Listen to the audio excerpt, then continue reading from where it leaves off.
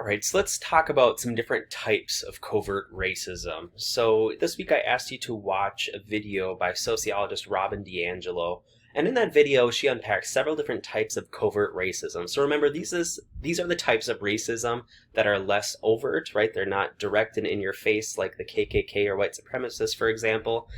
They're types of racism that are more difficult for us to recognize in our society because they kind of operate kind of behind the scenes in ways. So the 6 different types we're going to talk about are individualism, universalism, the good-bad binary, internalized superiority, and segregation.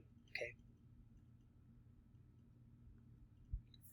So individualism is a type of covert racism that supports statements like, we're all different and that's what makes us special. And so statements like this that may sound positive, right? But what they really serve to do is erase the realities of race, okay? So by taking race off the table as a topic of meaningful inquiry, of meaningful discussion, it allows white people to avoid having uncomfortable conversations about racial inequality, which enables the perpetuation of racism, right? So when we say we're all different and that's what makes us special, why can't we just embrace the diversity and just get along with everyone? When white people say that, they're oftentimes just doing it because they're not wanting to acknowledge the existence of racism, which, as we've shown up to this point with mountains of empirical scientific evidence, we know that racism still exists today. So this individualism idea here of covert racism, saying we're all different and that's fine, is really a scapegoat for white people who aren't willing to acknowledge the existence of racism. We also have colorblind racism or universalism, and there's a video link here which I'm not going to show now, but it's in the slides if you'd like to click it. That goes into a little bit more depth about what this colorblind racism is, but this is becoming an increasingly popular term, and it refers to this idea that all people are equal regardless of skin color. So when people say, I'm colorblind, I see people, not the color of their skin, we're all the same, or saying things that are tokenizing, for example. Oh, I have friends who are African Americans, so I'm not racist. Or even saying my significant other is a person of color, so how could I possibly be racist?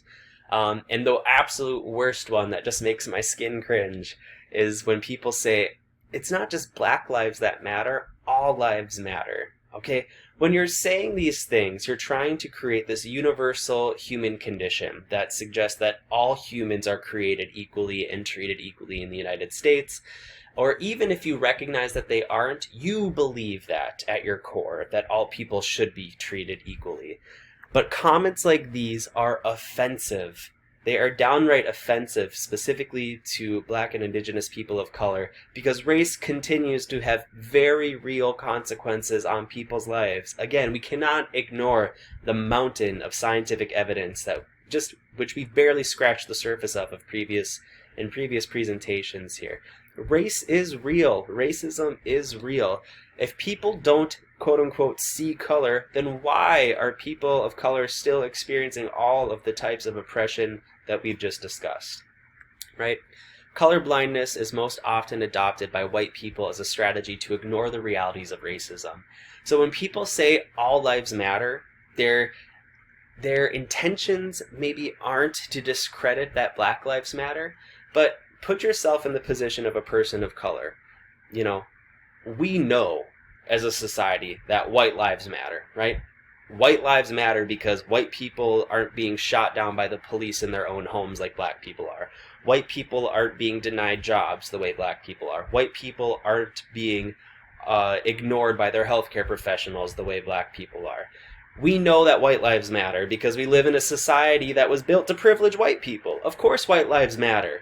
But when we are saying that Black lives matter, when protesters and communities are mobilizing, they're just trying to get an equal piece of the pie, because it is very, very clear that people of color are not treated equally in the United States today. So it's really selfish when someone, specifically a white entitled person, comes into the front and center of a protest and argues that all lives matter, because it's essentially discrediting the reality that people of color experience racism on a daily basis. And in the next sub-presentation, we're going to talk specifically about white privilege and address that more. But this colorblind racism is one of the most detrimental forms of covert racism that exists today, because it enables people to just put aside the realities of racism rather than confronting them. Another form of covert racism is this idea of the good-bad binary. So a lot of people think, well, if I am this, and this is not racist, I therefore am not racist, right? So for example, people often label racists and racism as individuals who are ignorant or bigoted, prejudiced, mean-spirited, maybe of older generation, people living in the South more likely to be racist than people living in the North, right? So some people compartmentalize and say, well, if I'm none of those things, for example, if I'm educated, if I'm progressive or liberal, if I'm open-minded, if I have good intentions, if I'm younger, if I live in the North or in a more progressive city or place, then I am inherently not racist because of that. But racism and having racial biases is far more complex than just this either-or system, right? It's not enough to say, oh, well, because I identify as someone who's liberal and open-minded, or because I'm kind and have good intentions, there's no way I could possibly be racist or have a racial bias in my entire body. And that's a total myth. Like I said before, we all, myself included, have racial biases because we live in a society that it's impossible to escape those messages of racism. There's also segregation. So white people, many white people, have the privilege to be able to live their entire lives in segregation, only being surrounded by other white people, and never have to feel or be told that they are missing out on anything, right? For me, for example, I grew up in the Midwest in a very, very small town in rural North Dakota. There were no people of color there. We are a 100% white community when I was growing up. I could have lived my entire life living in my white little bubble and never even be challenged to think that I was missing out on anything, that I was missing out on diversity of experiences or perspectives, because that little white bubble that I had, I could have lived in it. When I turned on the TV, I could only see white faces. When I went to school, I only had to see white faces. When I went to work, I only had to see white faces. So I could have ignored that existence of people of color my entire life. People of color can't do that, because we live in a society where white is dominant. We're taught that white is right. People of color need to learn how to experience and interact with white people and be the receivers of oppression and discrimination. As white people, we never need to experience that. So if our government, our education system, and our families saw value in the perspectives of people of color, white people would be given those perspectives, but we're not. A great example of this is, think of your education. Think of how you were taught about U.S. history, right, for example. It's scary to read history books that are still being published today and see how historians, are publishing books portraying the relationship between, for example, Southern whites and their slave families or their slave populations, right?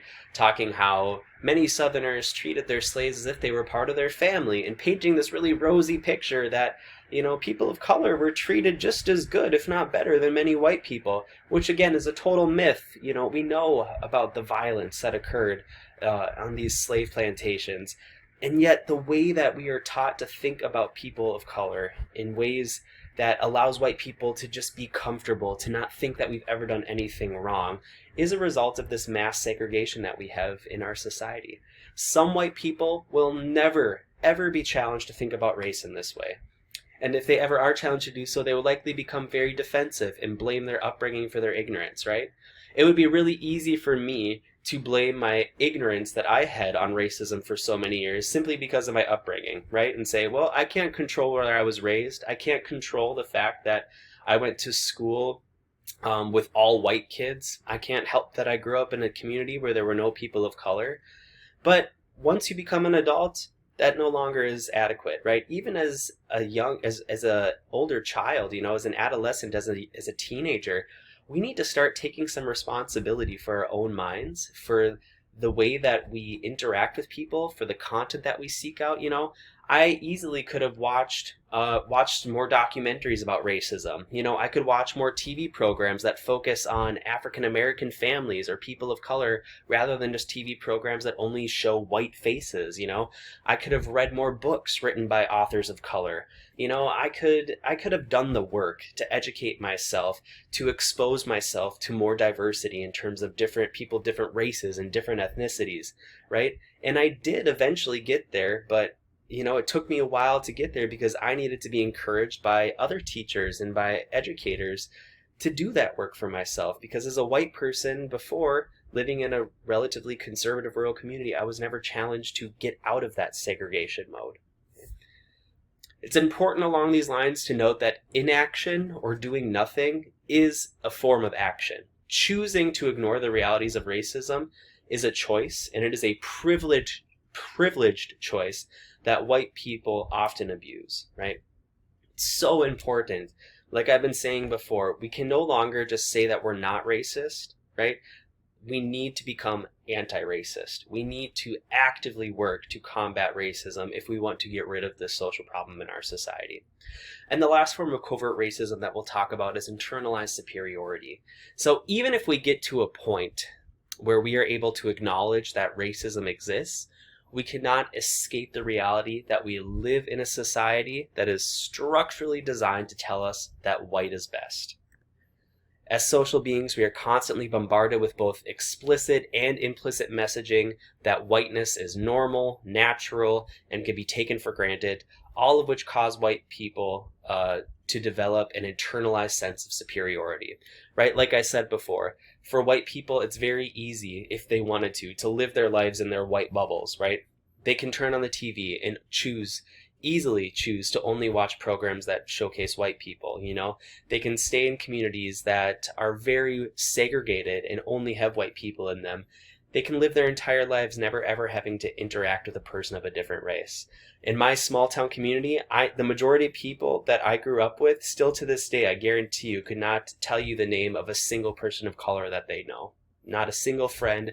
If I asked them to scroll through the photos on their phone, I bet not one of them could show me a picture of them taken with a person of color, right? And that's a good check that all of us can do to see, hey, do I have racial bias? Look who your friends are on Facebook. Look at the photos that you have on your phone. Look at your contacts that you have in your phone. How many people of color do you have in there? Now, where we live here in South Texas and Corpus Christi, we do have a lot of diversity in terms of white people actually being minority because we have a majority Hispanic population. So we do have more diversity in that regard here, but African Americans in Corpus Christi are still very much on the outs. There's still a very inaccurate representation of African American people in this community. And the representation in our school is really important in that regard. There's a lot that we could do within our own community to improve the quality of life, not only for our Hispanic and Latino population, but as well for our African American population and people of other races as well. So how should our society address people who say, I can't help that I'm white and privileged because of it?